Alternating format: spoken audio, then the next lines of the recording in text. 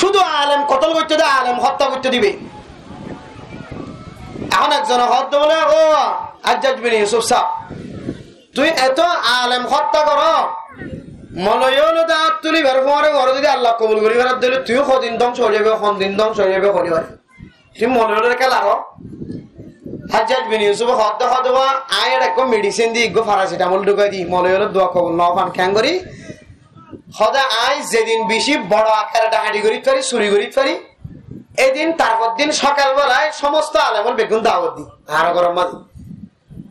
যেদিন চুরি করা ডাকাতি করা বড় আকার, এদিন সমাজের আলেম খড়া খড়া আছে, সম্মদের খজন আছে, বেগুনকে দাওয়াত দি আলেম ওলামায়ে কেরাম করার মেলা করে দিন কোয়া বেগুনের সকালবেলা দিনের বেলায় খানা খাবাই দি।